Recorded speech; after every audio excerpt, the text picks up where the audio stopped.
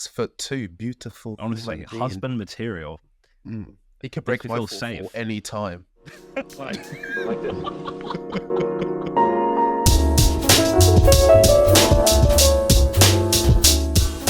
Hello, welcome back to the Evolve Podcast with me, Lewis, and Sam. It's episode 23. Thank you for being here. Sam, how you doing?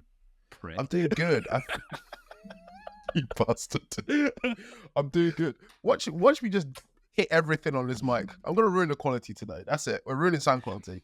I'm doing good, bro. I'm doing good. It feels weird to only have one ear phone. I'm sorry, Lewis. I'm plugging this one back in. That's fun. Commit to it. If they die, they die. It's really good. Really excited about today's topic, actually, because we're changing from the status quo.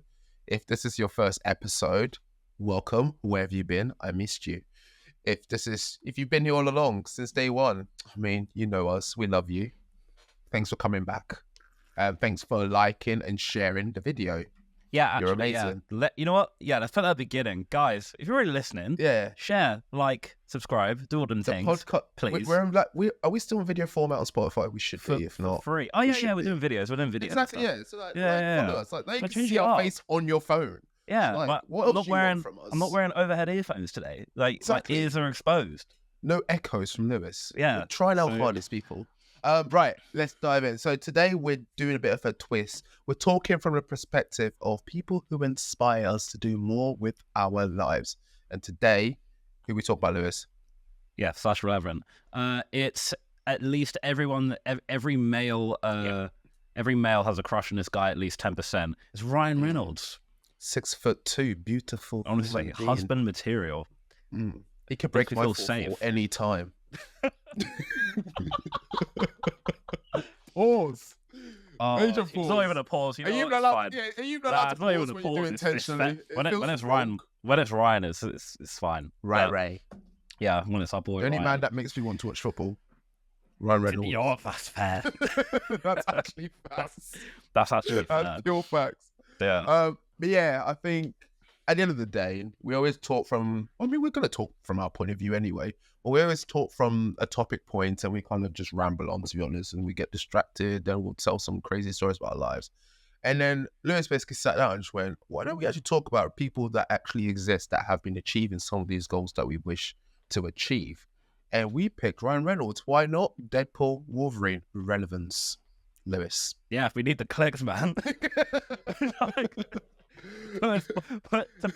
be real, it was like, oh, let's do Ryan Reynolds. I'm like, nah, you know what? People talk about Ryan Reynolds. Let's hop on this train. Certain podcasters have a Urus. I do not. All right? I can't live this life no more. My 9 to 5 needs to go at some point. And the only way apparently we can do this is Ryan Reynolds. So we're going to do this. Yeah, Daddy Ryan is here to save the day. So save the baby back. Let's go.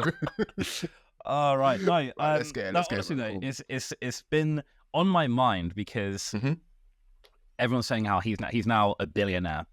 I don't know if it's updated on Forbes yet, but he's now a billionaire. And what's interesting is that it's not from his acting. No. Which is already, bear in mind, Deadpool's like a few billion now of a franchise itself. I think Deadpool Wolverine hit $1 billion like in its second weekend or something like that, which is fucking crazy. But what I find interesting about Mr. Reynolds in particular is I like his way of doing different businesses. So from Aviation Gin to Maximum Effort, his agency, and Mint Mobile.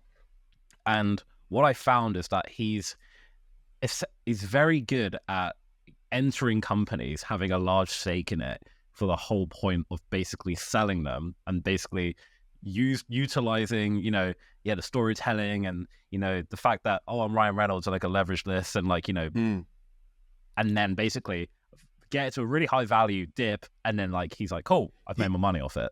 He does something that me and my ADHD wish we can do with side quests, right? And that is monetize them. So effectively, he seems to, at the end of the day, he is, I was thinking about this episode a lot, and I was thinking about all the different ways we can come into it, the different angles. And the simple fact is, he's Snoop Dogg. He's Snoop Dogg with a better monetization strategy, from my perspective. And the reason why I say that is he is a creative in the business world. And I think that's the future. I genuinely think that's the next wave. We've gone through the wave of people with STEM degrees doing very well, going and building tech, going and doing science and all these things, finding new drugs. And once upon a time, those were the weirdos and the nerds, and our parents were convincing people to be a builder. Why are you a lab technician? Go be a construction worker, all these things. Like blue collar workers, let's say, once upon a time were like the gold standard of man. And now we're getting to tech entrepreneurs slowly becoming the gold standard of man. And now I think we're seeing the rise of the creatives.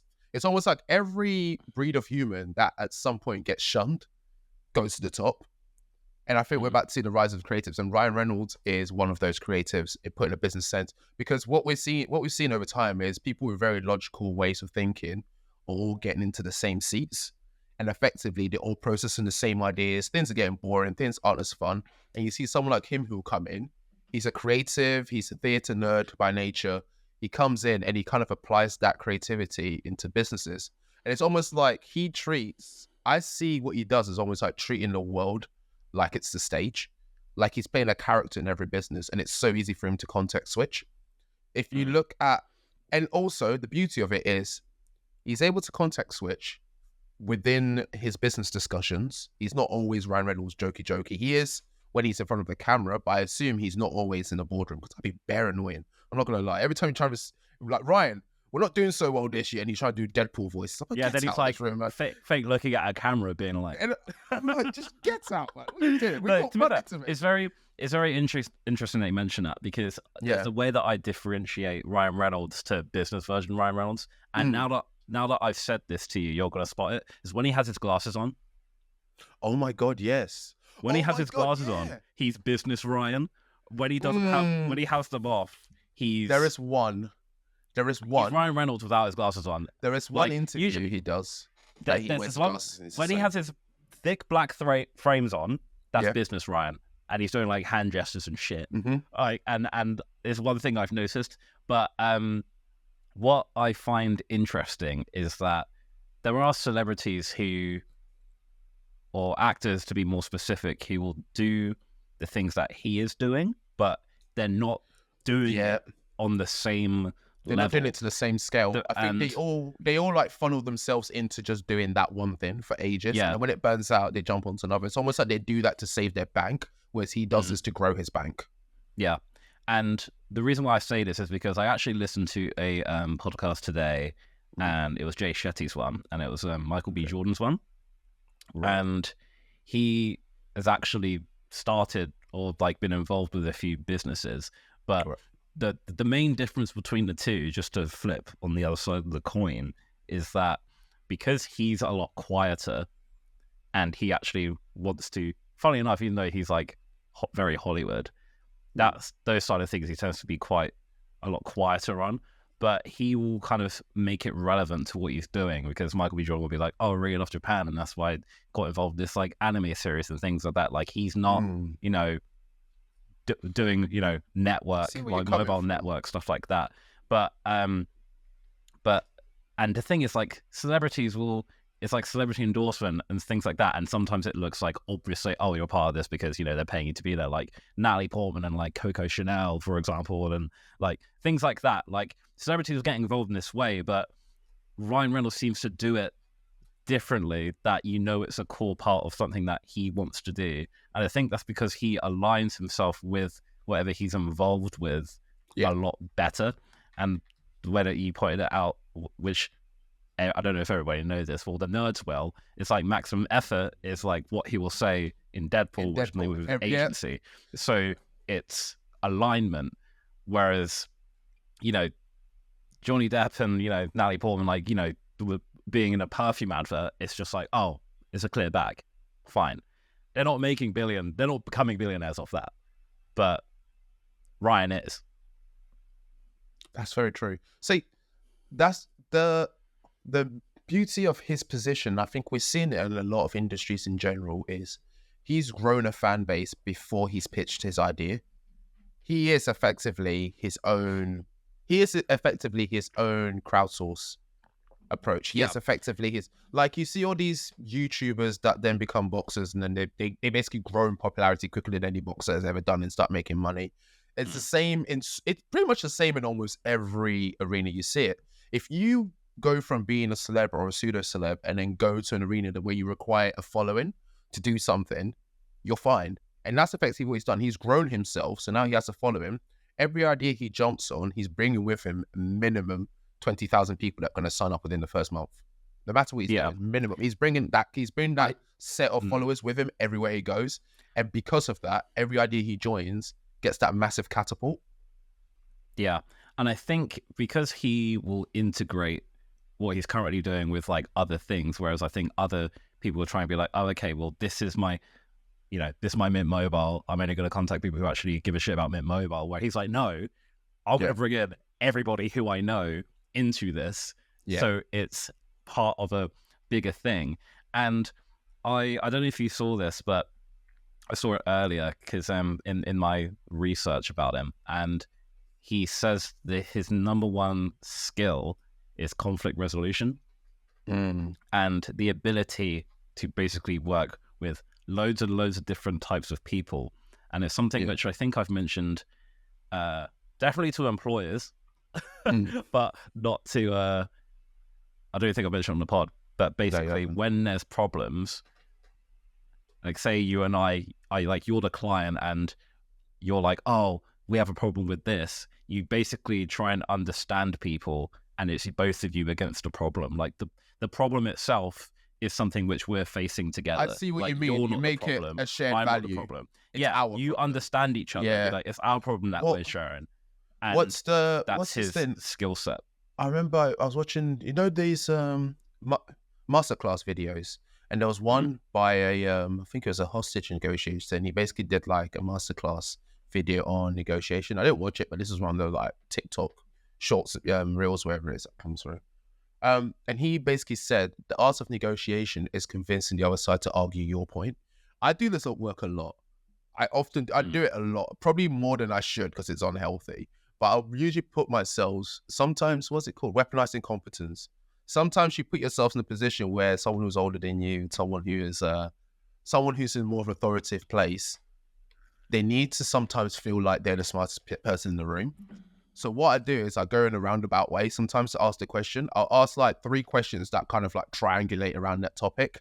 And then from their perspective, you can see that they've only just thought about that response at that time, because you can see it in their face sometimes where they go, oh, but like they then go into this calming voice where it becomes a teachable moment for me.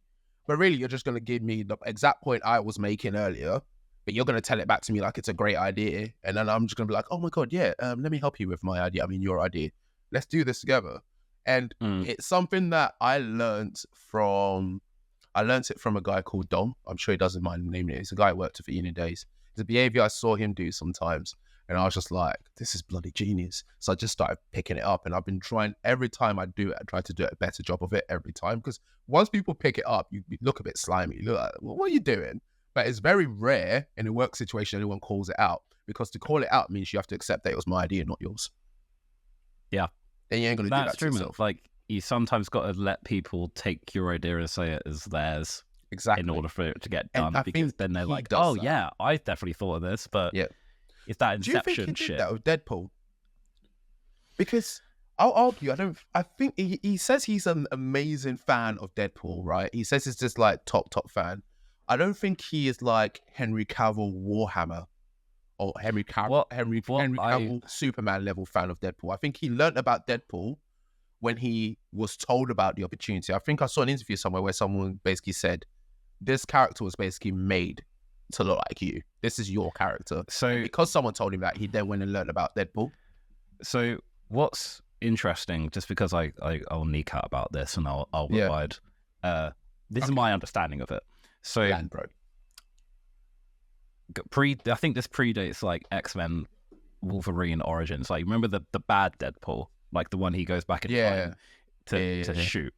And I think at that point he was like, my dream would be to do this, and essentially no studio was backing it, because back then, circa 2008, no one was going to think an R-rated superhero movie was going to do well. And this is like predating like Iron Man, Dark Knight movies. People think 18 plus, you're limiting the viewership.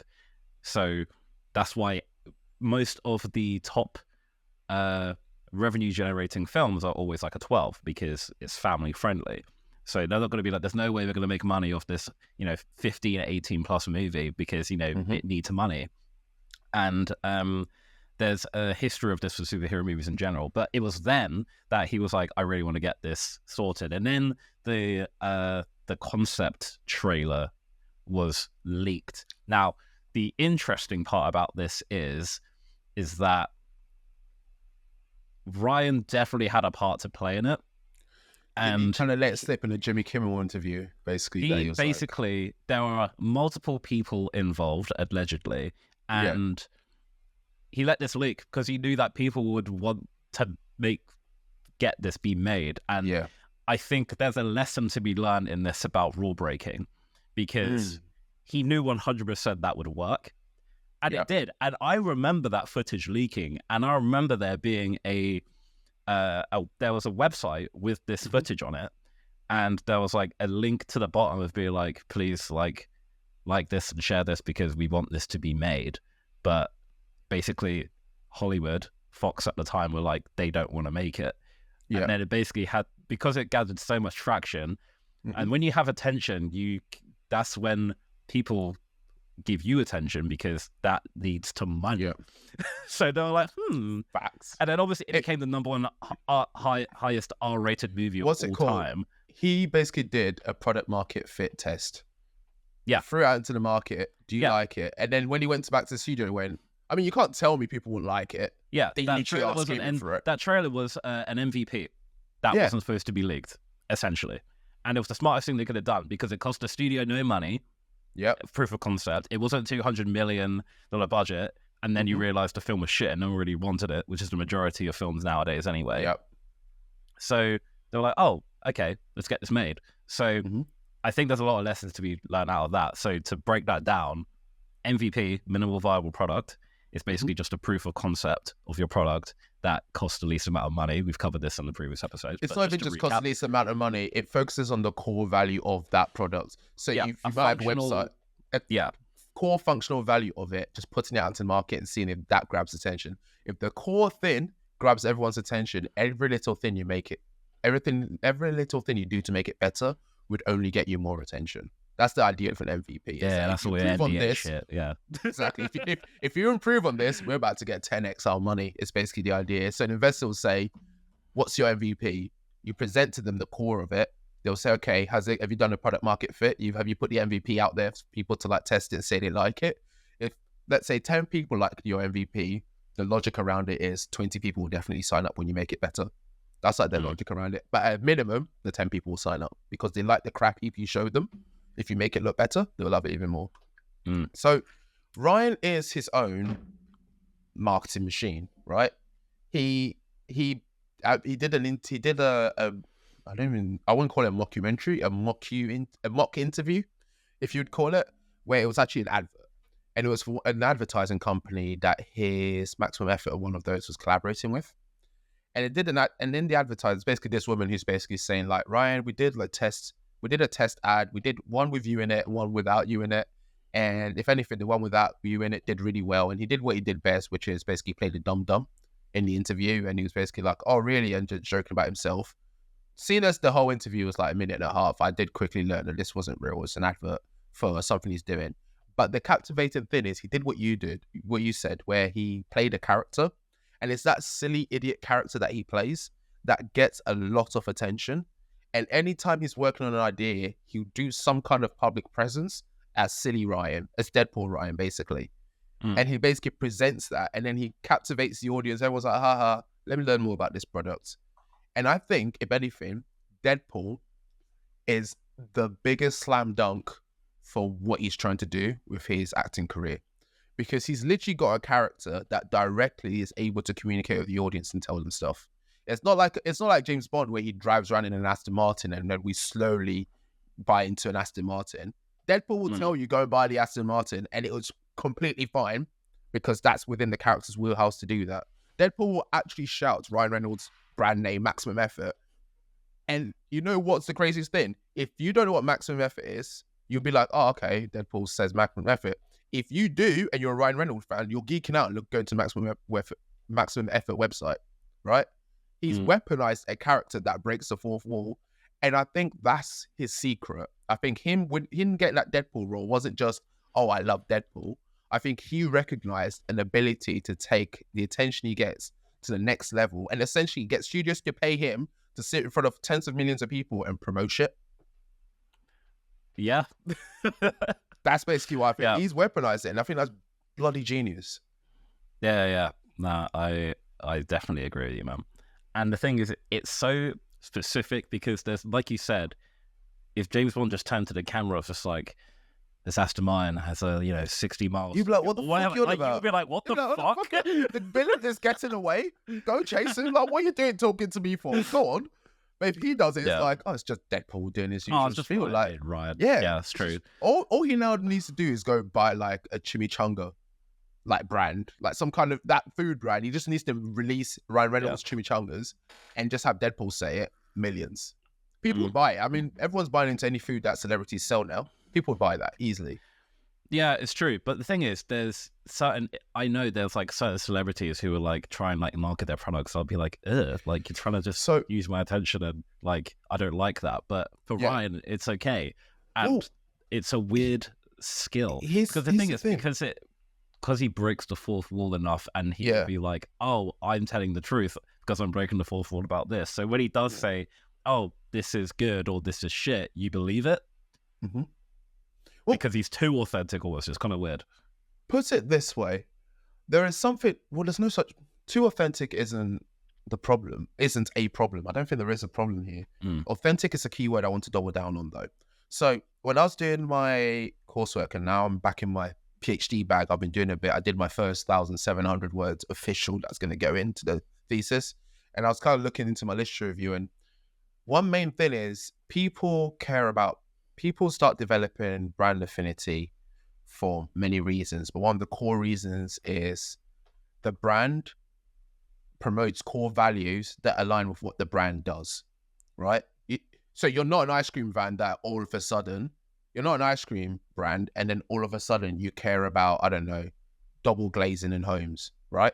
You're not going to start shouting out about, see what I mean? So if your brand is synonymous, and even if your brand isn't attached to that, but is known for going on and on about it since the beginning of time about this one topic, it becomes something that your brand is known for, and it becomes part of your brand's core values.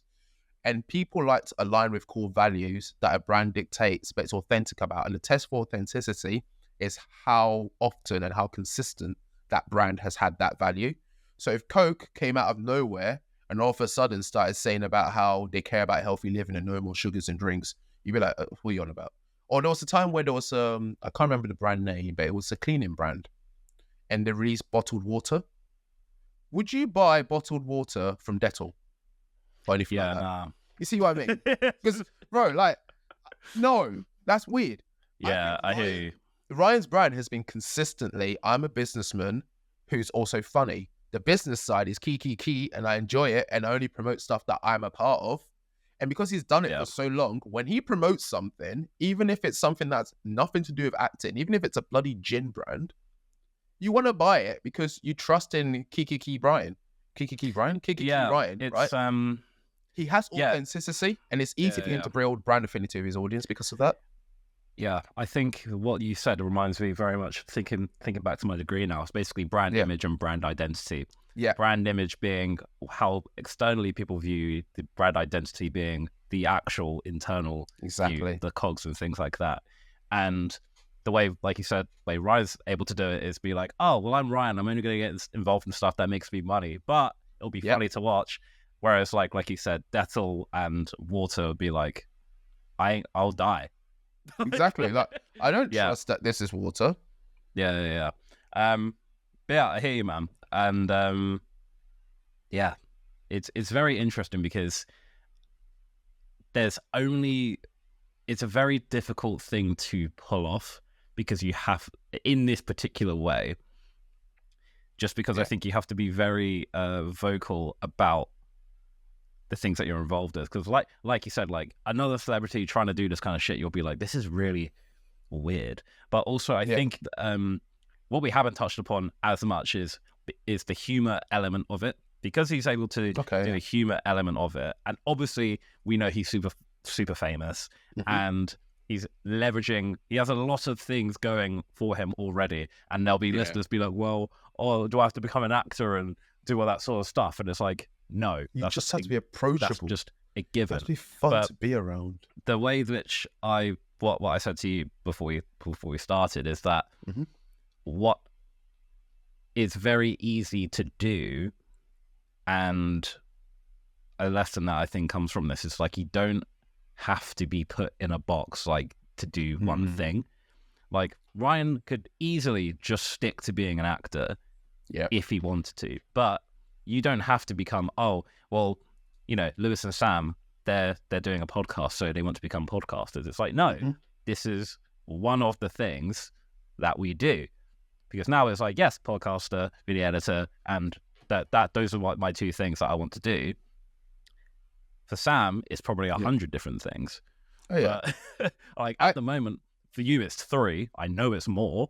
Yeah. But the thing is, it's only becoming a 4th one. The thing is, I think it's what is really great, and I've mentioned this before, and Steve Jobs talks about this. It's basically a skill stack, and you don't, to become really good at something, you don't necessarily have to be really good at that one thing. Like for me, editing, I don't have to become good at editing. I need to be really good at networking in addition to editing, in addition to have ability of storytelling, and be approachable, be nice, be able to work with loads of different people, which again, a lot of those stuff are quite similar, but they're each individual skills that will help me overall with the brand of Lewis, right? Yep. And this is essentially Ryan's skill stack, which is acting.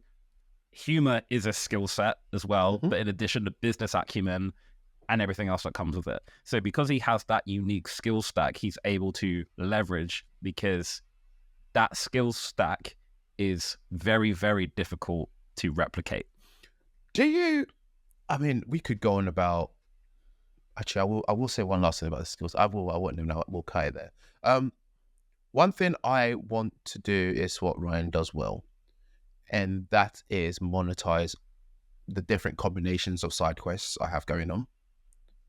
And I want to monetize it through me. But before I go further, because it's going to put a slight pivot on things, do you see your career into editing and one day maybe becoming a producer, movie producer, and all these things? Do you see a path that's similar to Ryan Reynolds for yourself in the future? I've looked for examples of actual editors to, basically editing. You basically are you're taking a story and footage, and you have the script, but you basically have to put your own spin on it. So going into directing from editing is that is a path that you could do. I'm not going to say no to it, because it's already a hard enough industry to be in. I have definitely, before I decided to okay, I'm going to stick with editing for now, beforehand I was like, I don't know if I want to produce, I don't know if I want to edit, I don't know if I want to direct, because editing, of course, is editing, everyone knows that is. Producer expands, it could be lots of different things, because a producer could be someone who just goes around, pitches to films and gets money. That's something which I could also like. Or producer could be the one, that's essentially what a producer basically is involved with. Or it could be sourcing different things, like finding locations to shoot and things like that. Right. So it's basically, the producers, how are you helping the thing get made? Essentially. Yeah. So I can definitely, if I say were to break into editing next year and I become really, really good at editing, I'm like, I'm really loving this. And if someone goes, oh, do you fancy directing this? I would 100% say yes. The reason why I brought it up, the reason why I'm bringing it up in the line to Ryan Reynolds is, I just remembered I kept saying Brian and my brain's just literally hit. Like the cog has finally kinked from when I messed up earlier, and I'm just like, why did I say that? Anyway, ADHD, go away. The reason why I'm connecting the two is because he's an actor yes, he has his own production company, but predominantly he's an actor. He's already a public-facing individual, and that's where he's built up the collateral and everything. Essentially, the wave he needs to push him into all these opportunities. You're going more foundational in terms of you're building the framework needed for someone like him to start to come and basically launchpad into the future, right? So if you are in a position where you could create this editing studio, what I actually imagined you were going to go down the path of is there's an opportunity for you to make better connections. There's opportunity for you to get involved in different marketing arenas. And then whilst I'm saying this now, I realize why it's important that Ryan's an actor, because many editing and film companies already tried to do this. Many companies try to get involved in different spaces. They try to make different connections and they use it for marketing. Some of them silo it into, we're going to make connections with this brand just so we can make money to do this movie. Some film companies go, we're going to make connections with this brand so we can invest in those ideas. And you can have like Universal Studios where, yes, they own movies, but they're also in music and they also own like God knows what other products that have nothing to do with Universal, but somehow they've invested into it, right? You can build out, and it's basically the space of creatives the energy of creatives feeding into how the world works and basically having like a root in every key thing we care about. And that's where you have an opportunity to grow into. Ryan essentially does all of that, but the revenue comes more to him than it does the rest of the business because he's the key figure in all of those things. In Universal, it's not often that I'm thinking, I'm not even aware who the CEO is for Universal. It doesn't come straight to the top of my mind, right? I'm sure you do because you work there, right? But it doesn't come straight to my mind as in who's the CEO of Universal. If I'm thinking about all these brands, I learn about Ryan before I learn about a brand. So I already know Ryan's a key player in that brand. And I think that's where it goes slightly different. And bringing it full circle into what I was going to say earlier is I want to be like Ryan Reynolds one day. But part of me also wants to enjoy my side quests on Disturbed. And there is something to be said, because if you need to weaponize your side quests in a way that it makes money in terms of they all connect to each other, you have to be the conduit that makes them make sense. You have to be the character that makes all these side quests worth investing in from people. When you say, oh, I'm looking on this business idea, you're the one that's pitching it. Consistently, you're the problem as well as the solution.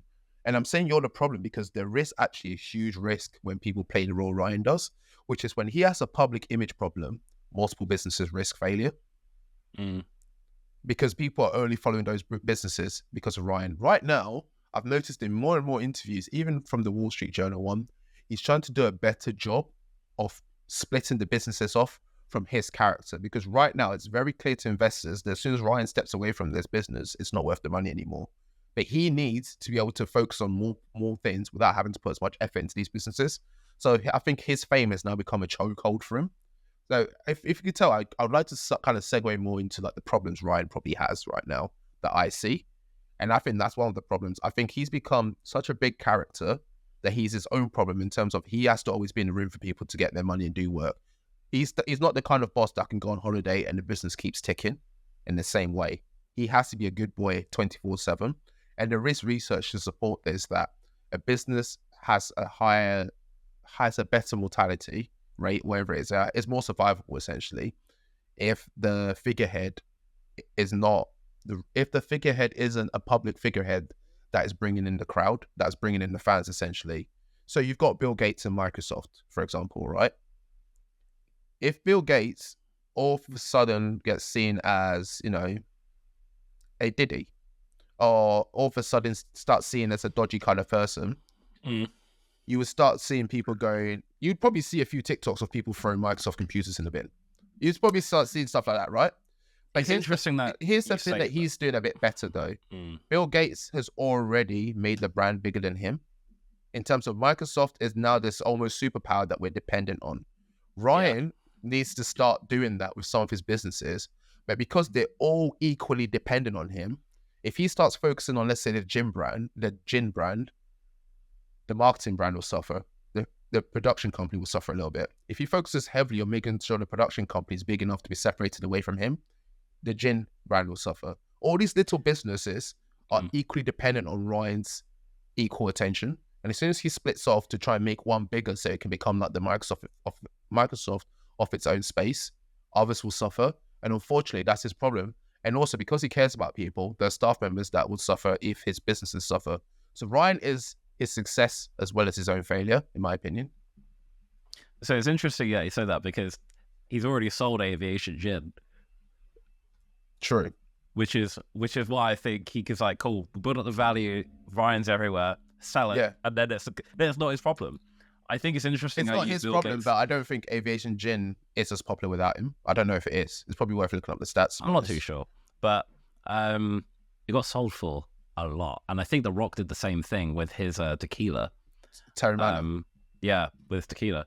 It's interesting that you use Bill Gates as an example because I think people have been questioning Bill Gates for quite some time because of all the certain islands and shit like that. Yeah. But again, like you said, it's like Bill Gates could be done for whatever. It's like he's like, okay, what are you gonna do? Not use anything. Do you remember when when the cloud fucked up a few weeks ago and everyone's planes were just not working and basically the internet just had a glitch for a day. He's like, what are you gonna do? So Bill Gates is his own example because he could do a Diddy and he's like, yeah, and what are you gonna do about it? Yeah. But I think I'm Bill Gates.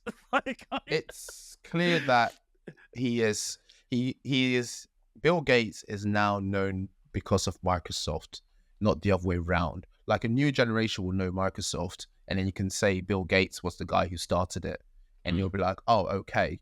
Whereas we come from the generation that knew them both equally as much as each other, and our parents come from a generation where they knew Bill Gates, then Microsoft. So that you can see over generations that pivot in, this is Microsoft Word, who made Microsoft? Bill Gates. That's what you tell your kids, right? Your kid wouldn't just naturally know that. If your kid was watching Deadpool movies and all these stuff right now, and you told them about, I don't know, name something that is Maximum Effort. Yeah, it's Maximum Effort, isn't it? It's media brand. If they were clued in on what Maximum Effort is, they'll probably already know Ryan Reynolds started it before they knew about Maximum Effort. The pivot hasn't fully happened for some reason, right? It might have happened for Aviation Gin, but I'm not going to lie. I only heard about Aviation Gin because of Ryan Reynolds. To this day, I didn't. Yeah, that's true. I've seen the brand around, but I didn't give a damn about it until, and this was before we even planned the Ryan Reynolds episode. I didn't give a damn about this brand, and I love gin. I didn't care about it until I looked up Ryan Reynolds. I was like, oh, let me have a look into this gin. He's still the superior out of the two. The flip hasn't changed. The pivot in that space hasn't changed, so it's still dependent on him. Pivoting from that though, because I think that's one weakness he has. One strength he has that I would love to be able to embody one day, because one day I want to be a daddy too, right? I want to be a big papa bear. I want to raise kids who love me and who do what I say and all this stuff because I'm the man. And he has that amazing bond with his family that I struggled sometimes to fathom for myself. I hope I can be like that. I hope I can have all these ideas running at the same time and still be able to do family time. I haven't seen evidence in terms of paparazzi pictures of him constantly with his kids. But from what I hear from his interviews and from what I hear from his wife's interviews, he's a great family man. He's always available to his kids. He takes his kids everywhere he goes. I've not seen evidence. I've only heard he does that. I would love to be able to do that. Yes, I agree. Part of me suspects recently, and this is going down to the celebrity tea sort of route, but yeah, I think that can be true. However, because of Blake Lively recently with its Ends With Us, and I don't know if you know the premise of the movie, but it's basically about domestic abuse, and she's using it as an opportunity to promote her hair brand, basically. Oh, yeah. And say, oh, come with your girlies and wear flowery dresses to this movie. And it's like she's trying to sell it as a rom-com. And they're essentially tried to coordinate a whole Barbenheimer, them two in the box office and stuff like that. So I understand what you're saying in terms of you want to be a good family man in condition to having all these side quests. However, she's not exactly going to go up on stage and be like, he's shit, he's never at home, he's cheated on me, whatever. Because they're tied to each other. Their bad comes from their powers. Remember when we talked to the relationships episode? We touched on this. We touched on how I don't know if we went too deep around male-female pairings, but we touched on how celebrity pairings tend to do well because they benefit from each other. In terms of Ryan can get Blake into certain spaces, Blake can get Ryan into certain spaces, and I think we see what's happening when they start to then mimic each other, which is Blake is trying to do a Ryan in terms of connecting her exposure with her brands, and this actually, if anything, I'm going to say this based on the fact that I didn't know she was a hair person until this whole rumor came up, right? If there are people that knew her as a hair person, then I'm incorrect and I stand corrected, but I'd love to see the evidence to comment it. She isn't seen as authentic with that brand, right? So she can't pivot it into any storyline she wants to. Ryan is seen as an authentic Joker man, businessman, right? He can come out of any brand, and there are some brands that he can't touch. I think there are some brands we're yet to know of, but he'll try an idea and we'll be like, what the hell was he thinking? Like if Ryan Reynolds releases skateboards, we're going to be like, what's going on here? You see what I mean? Like what's happening? It has to be something within the wheelhouse of your jokey guy. Where do you find your jokey guy? In a bar. Where do you find your jokey guy? Probably on the movie set. Like he's doing stuff that are in the wheelhouse where you'd see characters like his present. Blake Lively, yes, you'd see a lady with nice hair and everything, but she hasn't been a consistent businesswoman enough for us to associate her with that character. For us to associate her with someone who's always got a really cool, trustworthy business idea. What I'm trying to say is she's not authentic with these ideas like Brian. I've done it again. Like Ryan is. So because of that, I think that's why it's so easy to have backlash to her trying to promote something on that topic. Yeah. Because I hear what people are saying in terms of it's about domestic abuse is very sensitive. Here's my take on it. If she owned that hair company way before she became an actress and we all knew her for that hair company, I bet we wouldn't be as triggered about her saying, ladies, wear your hair and come through and watch this movie. Because if anything, we'll see it as supporting a woman who owns her own business as well as she's been an advocate for fighting against domestic violence. I think that's how we'd see it. But right now, we don't see it that way because it came movie first. I hear what you're saying. But I think it's mainly the alignment with she's trying to sell it as a rom-com. She's basically marketing. She's joking about beat-ups. Yeah, she's like, yeah, come through with your girlies and like enjoy the movie. Like the tone is off. Like it is off. I was gonna think of a bad example, but yeah, it's okay. It's just not the right time to be like, yeah, like come with your like flowery dresses to like, watch this movie and all that stuff. It's just like, what the fuck? Like it's not the time to do that sort of stuff. And then like people would ask her questions in interviews about, domestic abuse and things like that, and she comes up with the most ridiculous answers. She was like, oh, just probably like just message my friend on like she says like some dumb shit. So the reason why I wanted to mention this is because I was speaking to Rosie about this as well, and I think there's potential for what's gone on there to actually affect his image. Because do you think? Thinking this, yes. The reason why is because we've talked about this in relationship episode is that who you're with is an extension of yourself. Right. So because Blake has been disingenuous about certain things, there will be I'm not saying massively, but I think there'll be a number of people who would just charge Blake and Ryan like entirely, just be like, I don't really like this couple anymore, just because they just seem to be marketing their shit. And I think it's reaching that point. I think it's reaching even for Ryan. I think although I've just said people love it, people love him for who he is, and people are used to buying into his stuff. I think there is a point where people start to see it as disingenuous. Yes, it will reach that point, and it's the point where people get bored of the Deadpool character. Yes, and eventually it will happen.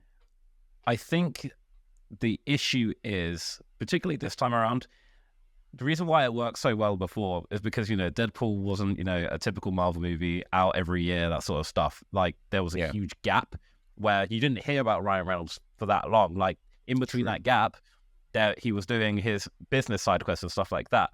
But when you have Deadpool being heavily promoted for months on end, and now also his wife's coming out with a movie the next week, and then starts chatting shit, and then you're trying to have your own Barbenheimer stuff. You're like, okay, this seems a bit too coordinated, and now that Blake's being a little bit shit, and you're aligned with that, it's do you see what I mean? There's potential for it to harm his image a little bit. I'm not saying massively because, you know, Ryan's Ryan at the end of the day, like to most people. But I think I hear what you're saying in terms of like there's risk of overkill. But I think because he picks his moments in particular, like if Ryan Reynolds was as loud as he has been this year all the time, would be like, he needs to be quiet for a little bit, I think. After Deadpool Wolverine, we need to not hear Ryan Reynolds' name. Don't chat shit unless it's Deadpool 4. Yeah, and even that, I don't want to hear about you being in a rom-com next exactly. week. Even that has to be. But that's the thing. That's the greed of he's now getting to a position where maximum effort. He's now getting to a position where these businesses are going to have investors coming, more and more investors coming in. And more investors means more pressure, and it's always more greed. It's always, give me more money now. And as soon as businesses go into that phase where they start getting investments, you start seeing pressure, time crunch, and pressure to churn out more revenue opportunities, basically. And that's where you start to see these businesses start to fail. The quality will go down. The quality goes down, the fan base goes down. The fan base goes down, business starts crashing. Investors don't care. They got their money up onto the next idea to go and destroy hopes and dreams for. Because Ryan is the brand and he's the core focus of these investors, if they see him as a pivotal aspect of the brand, Ryan's going to be constantly in our faces, and he will be the product that will lose quality, and he will be the product that loses the fan base. And the sad part about that is all the connective products to him, whether someone's invested in them or not, could crash and burn right now with him. That's the point of this is why I think the weakness of Ryan Reynolds is. I was trying to find out what happened to the value of Aviation Gin, the sales records for Aviation Gin after he sold it. Because I'm willing to bet it hasn't shot up since he sold it. I'm willing to bet, I think it's gone up. I can't find the data, but I'm imagining it's gone up, but not at the rate it was going up near the bit where Ryan was promoting it the most. And I would say that the reason why Ryan promoted it so well was probably to boost the value, so when he sold it to someone else, he'd get more money out of it. Now it's with that person, it's probably reached a point where it's not increasing as much. He probably still has some shares in it, and he's being called upon to kind of go, yo, my guy, you need to talk about this gin in a few more interviews because we need to keep pushing it. I've definitely seen pictures of him with Aviation Gin, and I'm pretty sure it was in Deadpool as well as product placement. I think he's still being asked to promote it because he's still got shares in it. I think he just sold a lot of equity. I think he sold enough. He sold enough not to be the owner. I think he's not got the controlling shares anymore. He's not got majority shares. If he did, he doesn't anymore. But yeah, in general, that's what I see in terms of the weakness of Ryan Reynolds. I will say that regardless, he's an amazing person. He is doing a good job by buying Wrexham Football Club. There's so much opportunity to churn money out of that. And I think it's a really good move. I don't get football, but the idea of buying a football team makes sense to me. You know what I mean? It makes sense because when you buy a football team, people will slowly stop to care about you. It's the one business idea that I think would be very easy for him to pivot into the team being bigger than him. Because right now, Wrexham is like, one understanding, it's some very low-level team. It's not that great.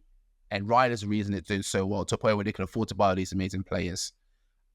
As that team grows, and it could go to like, I think, where is it? It goes to like League 1, 2, and then it goes to like the Champions League, wherever it is. As soon as it gets to the next league, I'm willing to bet that football team will slowly start to become bigger than him. Reason why I say that is because football teams are like cults. Very quickly, we all forget who the owner is. Football teams transfer ownerships all the time. Yeah. All the time they transfer ownership, and we don't give a crap. All we care about is like, all we care about is, they're going to be able to afford these players. They're going to be able to afford this. They're going to be able to afford that. As soon as he sells that team onto a bigger company that can fund it, that team could easily grow past him, and he can keep his shares into it. And that might be one of his biggest money makers for the rest of his life. And I think that's why he's bought into a cheap football team. It also gets him into the room with the right people to go and look at other teams as well, and basically spread his wings across multiple teams that because of the way football teams work, no matter how much of a dick the owner is, people still support the team. Did we not forget Chelsea was owned by a Russian oligarch that probably killed people? That's very true, man. No one cared. We love You Chelsea. know what? I don't know why you said something and it triggered something, and I think we're gonna have to talk about it. But Go on. just bear with me because you might oppose. Okay. Because you said he's able to kind of, enter these different spaces. Yeah. And, like they're like football, mid-mobile, like obviously acting, directing, producing, all this sort of stuff. And you reminded me, because I heard this somewhere, and there is a celebrity who has pretty much broken into every single industry in some way or the other. And they're arguably the most famous person alive right now. Did you say Kevin Hart or something? No. No. Taylor Swift. Yeah. We're probably going to have to talk about Taylor Swift because We're going to have to do a Taylor Swift episode. the impact that she had on she's different. NFL alone, She's a different that breed. actually has to be, we might have to deep dive into She's a different breed. We're into going the to make Swiftie. enemies. We're going to make enemies. Beyonce fans might not like us. I didn't know this was a thing, but apparently there's a rivalry between the fan groups. I didn't know. I don't know. Right, I'm not involved in these conversations. Next time we do this, I think we might have to do The Taylor next Swift, character, because the next person's Taylor Swift. Guys, we're not gonna. I mean, we might do next episode. We might not. Keep watching. No, we won't do it. No, we're gonna. Well, I reckon. I think let's split up. Let's split up. We're gonna. Let's split up. We're gonna see how this Once does. a month. If this episode does good, we'll do it again. And we'll do a deep dive research into Taylor Swift before we turn up. So I want to turn up with like charts and figures. Yeah, that's fair. Like man. hard facts. Yeah, but I think it's been good, man. Cool. What I've kind of realized, because I listened to like I said, the Michael B. Jordan episode, like I think he bought Bournemouth or got like a stake in Bournemouth. I'm just thinking he's just doing like B Tech level Ryan Reynolds stuff. Which is what this is something I wanted. This is what I wanted to actually. You know, when I asked you, and we'll pivot slowly into how life's going as we reach the end of the episode now. One thing I wanted to raise was it's a conspiracy theory. It's an idea that has not left my mind since year 5. It's another fun fact, Sam. I swear to God. It's not a fun fact. It's not a fun fact. It's not. It's not a fun fact. You have to cut out. You go on a tangent. It's not a put behind a Patreon paywall fun fact. It isn't. Fine. Okay. It is. It's a conspiracy theory that I've not been able to invalidate since I was in year 5, and I hope someone does, so I feel less go on with the world. Go on. Okay, cool. Let me land. Can you think of any technology that we have right now that you haven't seen in some kind of movie or media format before it came to real life? I think we could do a whole episode on this because my dad says this to me all the time. He was like, yeah, Star Trek. Yeah, they invented iPad. Like, they were doing this, all this sort of stuff. Yeah. I think there is a world dominance in terms of, as humans, we are dumber than we think. We are way dumber than we think we are. Like, we think we're smart because we don't eat off the floor as most other animals do.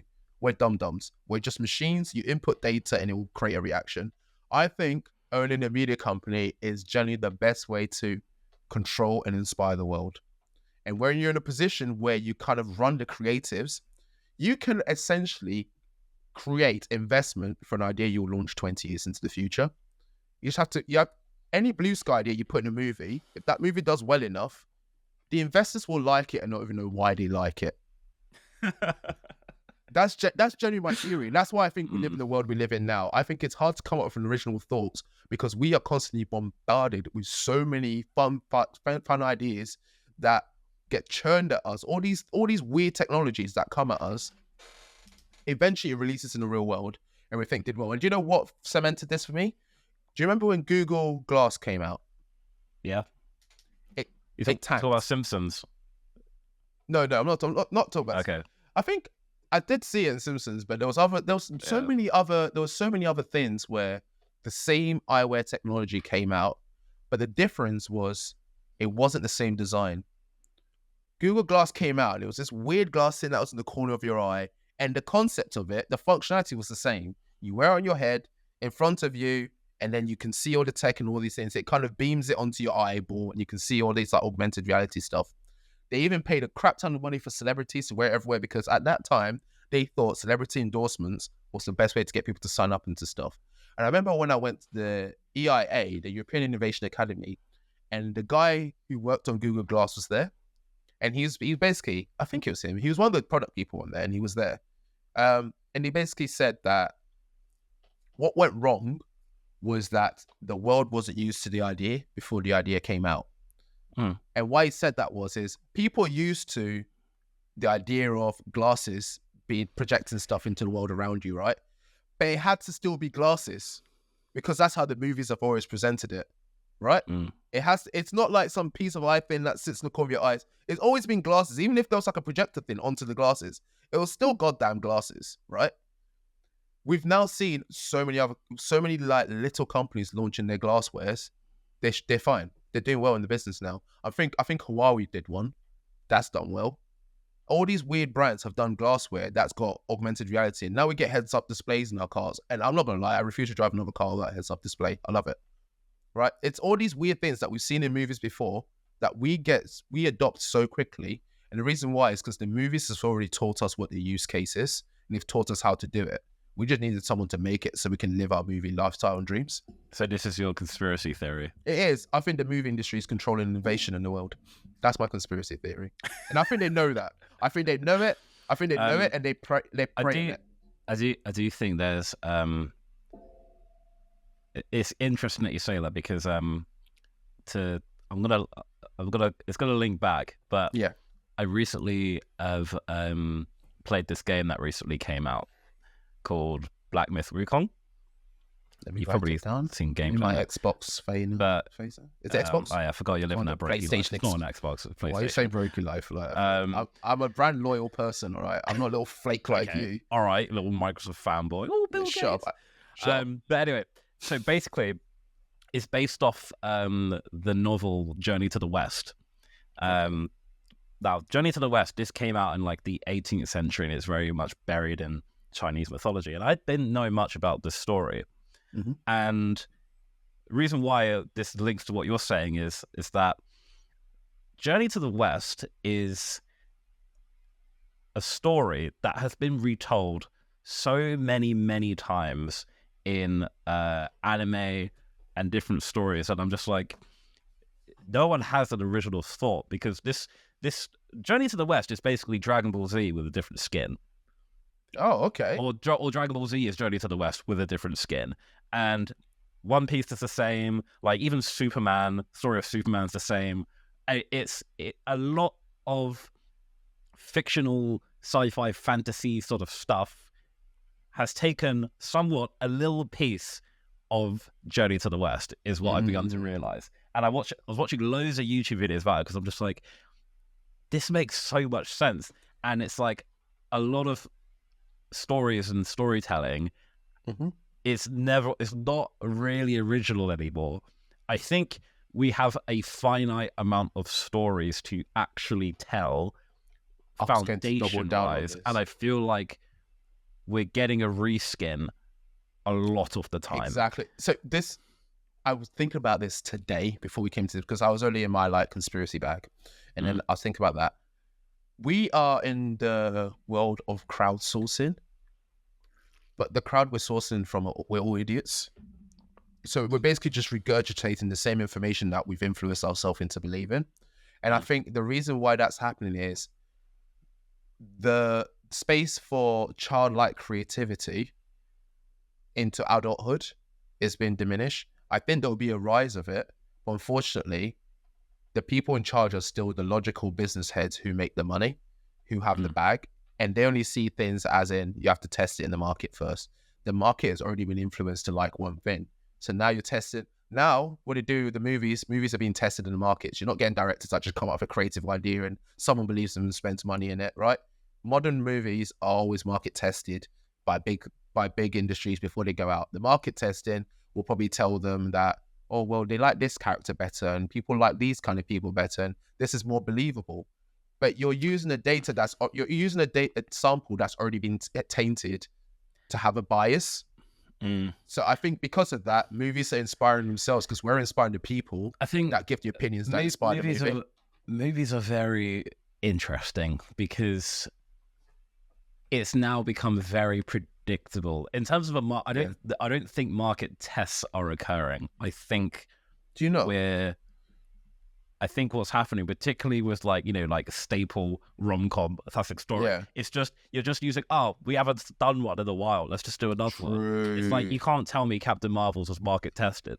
Like it just wasn't. True. I think we're gonna wrap up anyway. How we've been doing this week to wrap up. Let's do that. I'm gonna do it. Last week we said that we're gonna focus a lot on rest. Yep. I definitely have been. I've been sleeping a lot better. Okay. I've been knowing when to rest, and I saw this clip the other day, and it's like whether or not you should work out or not because you feel tired, and it's like, is it your body that's tired or your mind's that's tired?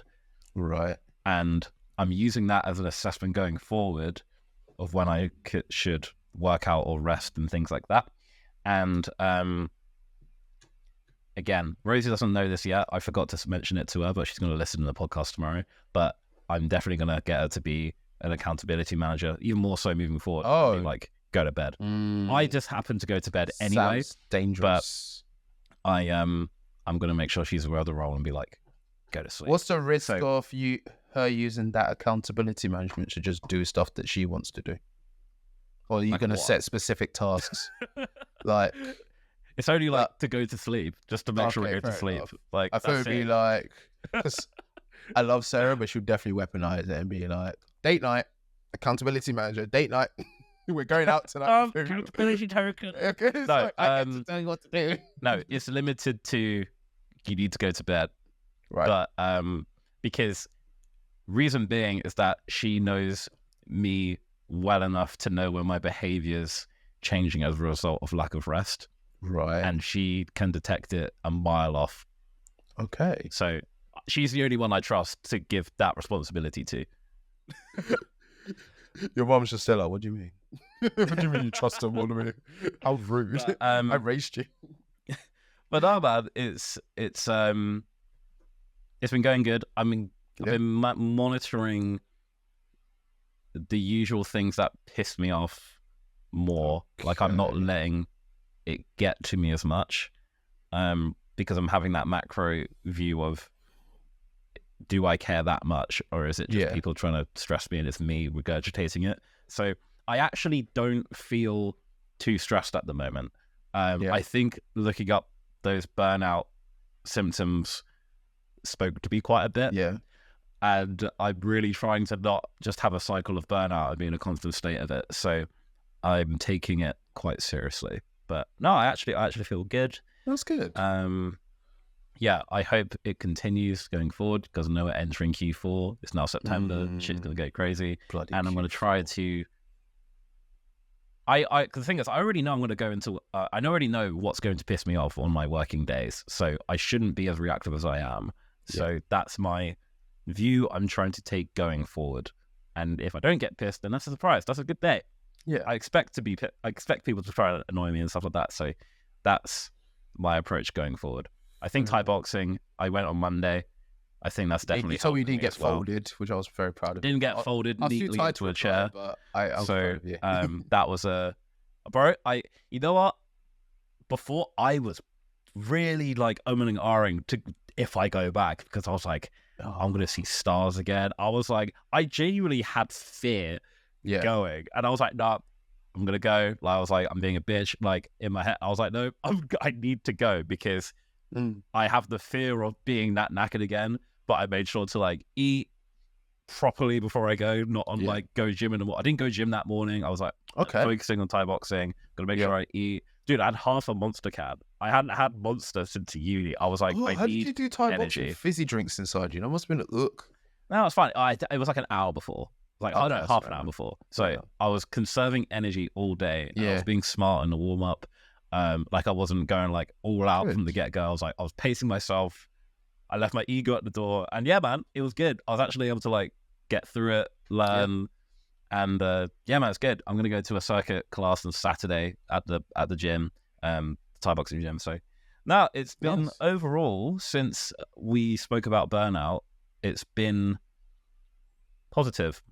I think it was good to speak it out into the open because I've had a really good. Well, work's still really stressful. Don't get me wrong, but my view of it is different. It is what it is. Is how I'm seeing it. I'm just seeing it as it is work. It is just what it is. You got to sort it out.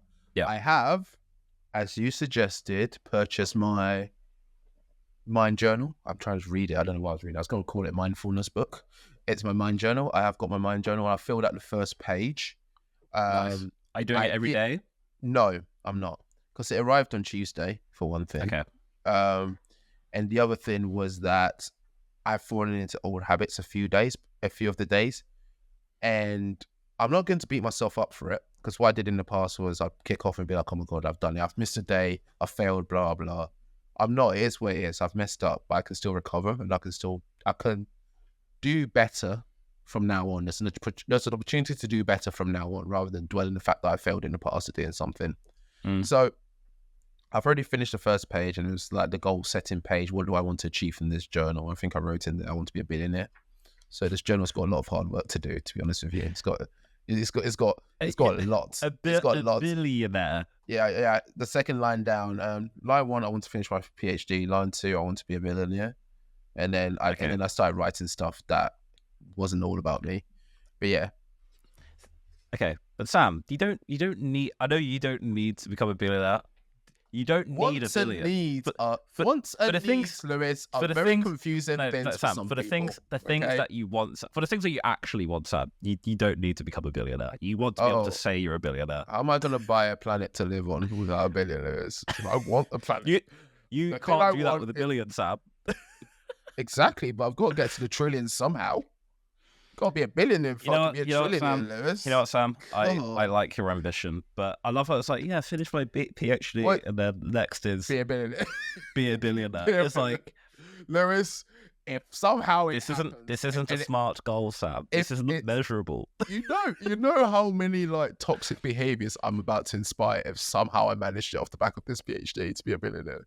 Do you know how many toxic individuals we've just inspired with this episode? We might just delete this bit just to save lives. I just think there's many goals before that. Like, I don't know, quit your job. Do you know what I mean? Aim for the moons. If he was saying aim for the moons, aim for the moon, you'll land on some stars or whatever. Exactly. I'm going to land on a planet that you're aiming for a different planet, so exactly. It looks like, guess who's going to be, we're going to call it, look at Sam. Oh, Sam is rising today. Look at the moon. No, it's not called the moon. It's called Sam. I'm going to rename it Sam. I'm going to buy it. This arc is going to turn Kanye very quickly. So I'll go from Snoop Dogg to Kanye. I'm going to have titanium teeth. Kanye Quest. Kanye Quest. Kanye Quest. And the mind journal has started my villain arc. I hope you're happy with this. Look what you've unlocked. But no, you know what? I've actually had a very positive mindset, positive shift. I would argue, because I've been doing more rest, I said I'd commit to that presentation I did on the last ep. Mm-hmm. The time frames aren't realistic, let's be honest. I don't finish work at 5, so there's no way that I'm going to be like 5 o'clock, time to develop a new skill. No, it's around 6, between 6 and 9, wherever it was, is developing a skill. And I'm basically using that time to work on my PhD, work on websites, work on all the other things. And I just need to get better at organising my week so I can do that between the 6 and 9, and also before I start work at 9 in the morning. Or was it 6 and 10? The only thing that breaks that rule at the moment is obviously Thai boxing, because I started at like 8 p.m. and I usually finish around like 10 or quarter to 10. If I'm lucky, that's an early session. Sometimes it goes past 10 and I'm home by like 9:30. So that's the only thing that breaks that. So I think I'm in that phase now where I've tried something and I'm just going to adjust it more to be a bit more realistic for my needs and wants, rather than being rigid. Because when I stay rigid, that's what makes it really like hard for me to stick to. Because the world isn't just a plan on paper. Right, there's different peaks and troughs, there's different moments that happen. I just need to balance it out a bit more. And the thing is, the Thai boxing doesn't take away from anything, because that leads to it makes me feel better. So you're pouring water into different cups. It's late night skill development. You know what I mean? That's what I call it. I will say though, last session I had, which was yesterday, I felt absolutely amazing. Okay. Like it was my first official session where my muscles were tired, but my fitness wasn't. Like, I physically couldn't do more. It wasn't that, I was tired. Everything else felt fine. My arms just didn't work. or my legs just didn't move. Like, and I fucked up. I just sworn. Please bleep it out. I actually want to do better not swearing on these episodes. Nah, I'm leaving it up. Accountable. Hear your failure. I messed up in terms of I fell into an old habit. So I did exactly what the coach told me to do. We did the pyramid kicks. You remember that? God, yep. But we started at 10 and then went down to 1 and come back up. So you start 10 on one leg, 9 on the other, and you just keep going down and down, 8, 7, blah, blah, to the 1. And then when you go on, you go up to the top again. I did that, but I managed to go down and then go all the way back to the top again. And that was the goal that was set, was do the pyramid kicks. You've got 3 minutes, bang, bang, bang, bang, bang. And I know, someone's going to be like, oh, that's not hard. You do it. It's bloody painful. So I did it, go all the way to the top, and I finished with like 5 seconds to spare. And the finish, I didn't want to just do like lift my leg, touch the pads. I was doing like heavy kicks each time because I'm committed to the idea that I'm not doing it just so I can finish it on time. I'm doing it so I can become fitter. So I'm treating it like when I was in the gym and I was lifting weights, I was just pushing myself to go harder and harder. Pause. So I did the pyramid kicks, and as soon as I did it with 9 seconds set, I fell on the floor. I was just laying on my back, catching my breath. The coach walked in and was just like, "What are you doing?" And I was just like, I was just stunned because I was like, "But I thought you'd be proud of me. I just did it." And he was just like, "Get up right now!" It's like shouting at me. I was just there like, but yeah. Long story short, got up, and the guy who was doing my pad work, obviously I hadn't told him how amazing I was doing, because he should have told him, and then I would have got shouted at in front of everyone. But he didn't. Sam, you didn't. You let me down. I remember because he came up next to me. He was like, "Yeah." He came up and he was just like, "Yeah, mate, I'm so sorry. I'm so sorry. I was just like, "It's too late now." So he basically shouted at me, and the punishment was I had to get back up. Bear in mind, I'd only been on the floor for about 10, 15 seconds. I had to get back up and do 35 kicks each leg with everyone staring at me. So now I was just like, I lost it. At that point, something inside my head snapped, and I felt no pain. I just started going at the bag. And I just went in, and he was just like, and he stopped me at 10 on each leg. Like I did 10 on one leg, and he's like, "No, 35 on the other leg, go." And I'm just like, just lost it. I'm just like screaming like, just banzai, just kicking the pads. Lost it. Like I was just a bat out of hell. And not a cult. Just stopped. It's not a cult at all. No, yes, sir. It's definitely not cult. I'm not being brainwashed into becoming a weapon of his making. But I did it, and I remember he basically did like this speech in front of everyone, like talk about. He does this thing where he doesn't tell you off. He doesn't do like a tell you off to your face. Everyone gets told off when you get told off. So if he has to like give me advice, everyone has to stop what they're doing and listen to this advice. But then he'll keep looking at me whilst he says it. It's like when you really mess up at school and the head teacher has to do a speech, but you know who the speech is about. Like when he's just like, "We need to stop stealing in this school," and you know that one kid that keeps stealing phones. That's what it felt like. So yeah, he basically did that, and then afterwards I had to chat with him, and he was just like, "You were doing so well into that moment," and it just really pissed me off. And I was just like, but what I'd usually do is beat myself up, go cry, sit at home, feel sorry for myself. Oh, I messed up. This time I'm just like, yeah, messed up. I know exactly what I need to do better right now, and I'm not scared to try and do it. So I'm really liking it. And Lewis, honestly, I hate to admit this, but more sleep has been putting me in the right frame of mind to achieve these things. Because Sam, without sleep, I promise you I would have tried to bite this man's face. That would have been my last day. No, honestly, it's true. I mean, like the way the first time I went through a wave of being obsessed about my sleep is because I read the book Why We Sleep by Matthew Walker. It's very, very complex, can be boring in places. He even said it is boring in places, but it is good. And it's like, it's asleep, right? If I were to put you, yeah, it actually does. Yeah. It was like if I were to offer you a drug that can help you build muscle, help you live longer, make you smarter, and like basically improve your life in every single way, would you take it? And it had 0 side effects. Everything would be positive. It's like, yeah, 100% I would. It's like, oh, it's basically getting 7 to 8 hours of quality sleep. I struggle with that, but I hope to build up to it. I actually struggle to get past 6 hours of just constant sleep. I wake up multiple times when I'm sleeping. I don't know why. Maybe I need to. I don't think I'm at the level where I need to go to sleep clinic. We could probably do an episode about rest and focus on that a bit more. Well, yeah, absolutely. Yeah. And the thing is, to me, I used to think, oh, I need to get sleep for 8 hours. If I go to bed at midnight and wake up at 8 a.m., cool, 8 hours, right? No, because a lot of your sleep you will spend awake. I think my average wake time is like an hour. And also, when you exercise, you have to sleep more. So for you, Sam, when you're doing Thai boxing, you probably should. I do Thai boxing every other day. Yeah, some your days, time 2 days in a row, bed. If you were to aim to get 8 hours sleep, the time in bed you should have is probably 9.5 to 10 hours. To be fully recovered. Yeah, my ADHD and my multiple responsibilities said no. Thank you for the advice. We'll aim for 6 and we'll stick to 6. One of the things though, which has improved my sleep quality consistently, is I take a tablet which is calcium, magnesium, and zinc, and I actually get higher. I get more REM and deep sleep.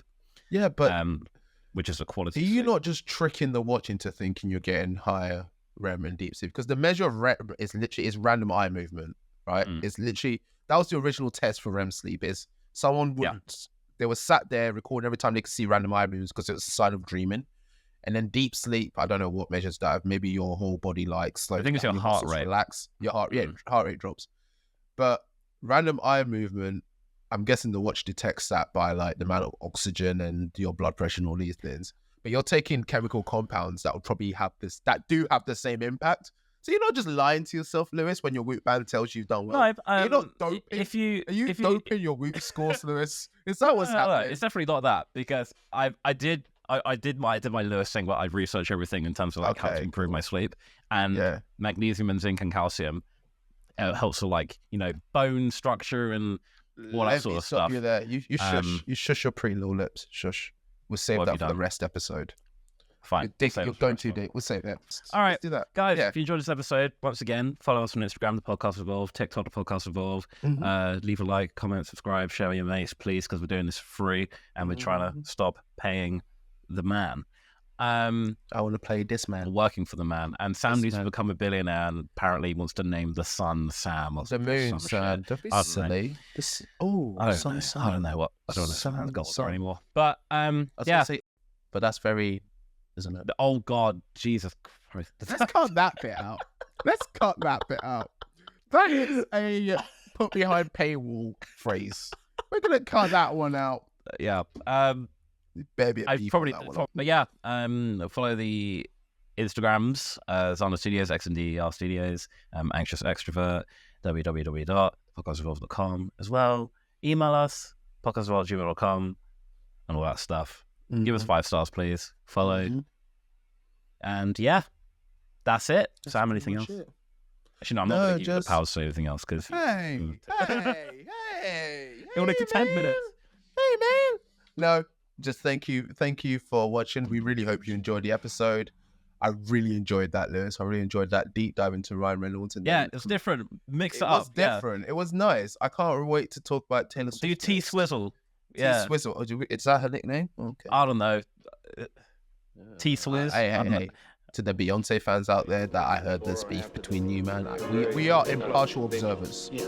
Thank you. Have a good day. Yeah. Bye-bye. Bye, guys. Peace.